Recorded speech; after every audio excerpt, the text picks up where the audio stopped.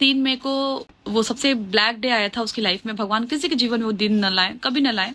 हमने अपनी बहुत कोशिश करी। इवन हम बहुत आगे तक निकल चुके थे। आप लोग सवाल कर रहे हैं कि राजवीर केस का क्या हुआ, राजवीर के केस का क्या हुआ। तो भाई हमारे जितने भी अंडर में था हमने वहां तक बात पहुंचा दी।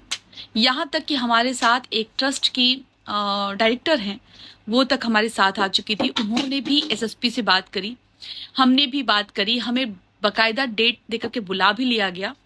लेकिन सपना जिस मझधार में है ना, आप लोग क्या सोचते हैं कि सपना उस पर एक्शन लेगी, काम करेगी? नहीं कर पाएगी, क्योंकि वो भी किसके बच्चे पाल रही है? उनके ही बच्चे पाल रही है, क्योंकि वो माँ है।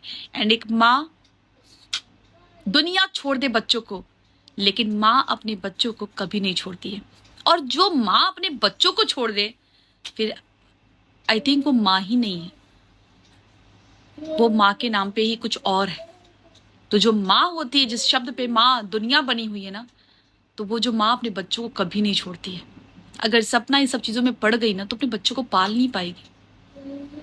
जिसको पढ़ना चाहिए था वो नहीं पढ़े, उनकी मजबूरी कह लीजिए या उनके पीछे किसका दबाव कह लीजिए, किसका प्रेशर कह लीजिए, सब कुछ बहुत इजीली होना था, लेकिन नहीं पढ़े। सब कुछ सामने था, सब कुछ हो जाता, बहुत इजीली हो जाता, लेकिन ना मुझे करने दिया गया और ना मेरे साथ सपोर्ट किया गया। सिर्फ नाम का सपोर्ट कहा गया था कि हम सपोर्ट कर रहे हैं, लेकिन एक सिंगल सपोर्ट भी नहीं है। मैंने अंशु को भी कॉल किया था, लेकिन कोई सपोर्ट नहीं मिला।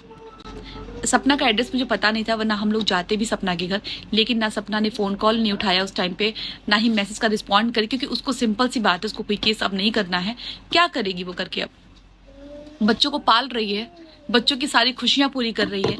अब सब लोग को भी अब ना संतोष करके ना, उस भगवान, एक कानून से हम हार चुके हैं। हम कानून से नहीं हारे, हम खुद के उनके रिश्तों से हारे, राजवीर के। तो राजवीर भाई के रिश्तों से हम हार चुके हैं, और अब वो जो कानून बैठा है ना, अब उस पर ट्रस्ट रखना है, उस पर ट्रस्ट रखना है, और वो इंसाफ जरूर लाएगा। कहते हैं ना कि बच्चों के जीवन, जिस आंगन में बच्चे खेलने जीते उस आंगन में बच्चे नहीं है। और मैं इस पर ज्यादा बहुत टिप्पणी नहीं करूंगी, मैं बहुत आगे मूव ऑन कर चुकी हूँ। लेकिन आप लोग जो कमेंट्स आते हैं कि राजवीर के लिए क्या किया, राजवीर के लिए जो हम लोगों ने अभी कर दिया ना पीछे, इन 15-20 दिनों, 1 महीने में जो कुछ भी हुआ है, उससे लाने से सपना को आप लोग फिर से बोलना शुरू कर देंगे। मैं नहीं चाहती सपना को कोई बोले। उसकी जिंदगी कभी सोच के देखो कैसे जी रही है। इतनी छोटी सी उम्र में ना इतना बड़ा बड़ा हादसा हो गया, फिर बच्चों को पालना है, और उसको जो लोग तोड़ रहे हो ना, मत तोड़ो यार। वो लड़की जिएगी नहीं, कैसे अपने बच्चों को पालेगी? बाकी मैं पहले भी माँ बाप के खिलाफ नहीं थी, आज भी माँ बाप के खिलाफ नहीं हूँ, क्योंकि माँ के खिलाफ तो मैं कभी जिंदगी में नहीं हो सकती, क्योंकि एक माँ का दर्द सिर्फ एक माँ जानती है। चटोरी रजनी जी के साथ जो भी कुछ बीता, बेचारी वो हादसे से निकल नहीं पा रही, उस बाहर उभर नहीं पा रही है। राजवीर की माँ के साथ मैं कभी भी नहीं सोच सकती, कभी नहीं, सपने में भी नहीं सोच सकती। बस जो उस टाइम पे जिम्मेदार व्यक्ति थे उनके लिए सोचती हूँ कि क्यों नहीं किया, क्यों नहीं एक्शन लिया। लेकिन अब इस पे बात करके कोई भी फायदा नहीं है। मैं इसलिए आज वीडियो बना के बता रही हूँ कि राजवीर केस में ये रिजल्ट है। उसके खुद के अपनों ने, जो उसके खुद के खून थे, किसी ने सपोर्ट नहीं किया। हम एसएसपी से भी कंप्लेन कर चुके हैं, जो भी वहां का कोई है जाके पता कर लेगा। एसएसपी तक कंप्लेन जा चुकी थी। इवन अब हमारा नेक्स्ट स्टेप था मुख्यमंत्री तक पहुंचाना, लेकिन जब एसएसपी ने ही बात सुन ली तो फिर मुख्यमंत्री तक बात पहुंचा के करेंगे क्या हम? एसएसपी ने सीधा बोल दिया कि केस डाइसी है, इस पे एफआईआर होगी, लेकिन सपना ने कोई रिस्पॉन्स नहीं किया। क्या करेगी बेचारी? अकेले जाना है, लड़ना है। जब वो लड़ने के लिए कोशिश की, सब लोगों ने तो उसको ट्रोल करना शुरू कर दिया। वो तो लड़ रही थी ना, जो कल्प्रिट है वही तो सामने आता ना, ड्राइवर ही तो पकड़ा जाता ना, एटलीस्ट समझ में जो आता कि उस केस में हुआ क्या था। जो लोग उस टाइम पे साथ थे, जाके सर्टिफिकेट बनवाए, वो लोग सीधा मुंह कर गए थे कि हम इस पर कुछ भी नहीं बोलेंगे। क्यों भाई? आपके घर में आपका दोस्त गया, आपका फ्रेंड गया, आप जवाब नहीं दे रहे हो, आप बोल नहीं रहे हो। देखिए, इस पे बात नहीं करके कोई फायदा नहीं, मुझे इस पे बात नहीं करनी है। लेकिन आप लोग की, मैंने कहा कि मन की बात शांत कर दूं। और सपना रो रही है, मैं ये बोलूंगी सपना बी स्ट्रांग। इस दुनिया में पति क्या होता है ना, जिसके पास नहीं है वही जानता है। भाई भगवान वो दिन कभी जिंदगी में किसी के मत लाना। और क्या बोला जाए, कुछ भी नहीं यार। प्लीज, जो दुखी है ना उसको और दुखी आप लोग मत करिए, मैं इतना ही बोलूंगी। जो भाई दुखी है ना उसको दुखी मत करिए। वो माँ भी दुखी होगी, वो बाप भी दुखी होगा। लेकिन बस एक चीज चूकी है, जो जिंदगी भर, एक कहते ना कि एक अंदर से खलिश वो कभी जाएगी नहीं, वो रह गई कि काश आज ऐसा होता तो कुछ और होता। एटलीस्ट एक शांति तो मिलती, एक सुकून की नींद तो आती।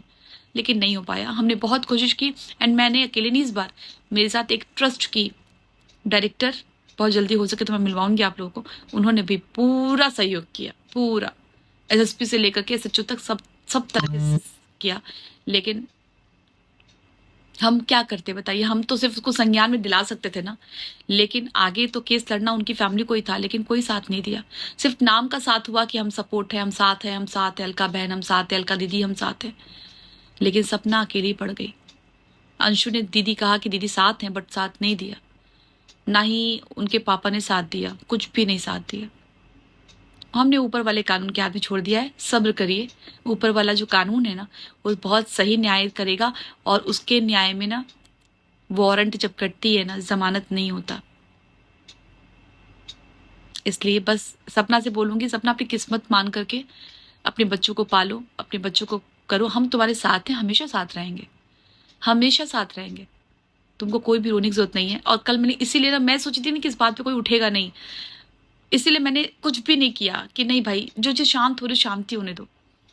लेकिन एक माँ फौलाद होती है, और वो चाहे कोई भी माँ हो, तो तुम फौलाद हो और फौलाद बनो, किसी को उम्मीद मत करो खुद के ऊपर, क्योंकि जो इंसान खुद पे भरोसा करता है ना उसके ऊपर दुनिया भरोसा करती है, जो खुद पे भरोसा नहीं करता उसके ऊपर दुनिया भी विश्वास नहीं करती है।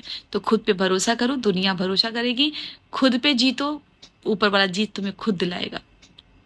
अब भूल जाओ सारी बातों को, मूव ऑन करो, बीती बात बिसारी, जो हो गया सो हो गया, आगे बढ़ो। और आप लोग पब्लिक से बोलूंगी प्लीज सपना को मत परेशान करिए, प्लीज। वो उसके पास कोई आगे पीछे है नहीं जिससे अपना रो के दुख कह सके, कष्ट कह सके। वो कैमरे में आके रो लेती है, क्योंकि कैमरे में जब बात करते हैं ना, तो सच बताऊं, हमें देखते हैं हजारों लाखों लोग देखते हैं, लेकिन जब हम कैमरे में शूट करते होते तो उसमें सिर्फ मैं होती हूँ, हमारी फीलिंग्स होती है और कैमरा होता है। उस कैमरे में ऐसा लगता है कि सामने कोई व्यक्ति खड़ा है, एक सिंगल व्यक्ति खड़ा है जिससे हम बातें कर रहे हैं। तो जो कैमरा फ्रेंडली होता है, ये जो यूट्यूबर है जो वीडियोस बनाते हैं ना, उनसे पूछो कि कैमरा उनके लिए क्या है। कुछ दिखावा नहीं होता, हर चीज दिखावा नहीं होती, होती है दिखावा, हर चीज दिखावा नहीं होती है कि कैमरे पे आके रो लिया, नहीं, उसके लिए ये कैमरा उसकी फैमिली है। बस आप लोग सपना का सपोर्ट करते रहिए, उसकी प्यारी प्यारी बच्चियां हैं जिसके जिंदगी से बाप नाम का शब्द मिट चुका है, एंड उम्मीद करती हूँ आप लोग समझेंगे। एंड प्लीज सपना को बैड कमेंट्स मत करिए, किसी को भी मत करिए, क्या फायदा है। मैंने यही बोला ना, किसी को भी, चाहे वंशी को, उसके घर वालों को बैड कमेंट्स करके क्या मिलेगा, कुछ नहीं मिलेगा। किसी को बुरा मत बोलिए, किसी के दिल से, आपको पता नहीं कि कौन किस सिचुएशन में जी रहा है, कौन किस दुख में है, नहीं पता, क्यों झूठ का पाप लेना अपने सर पे, नहीं सही है।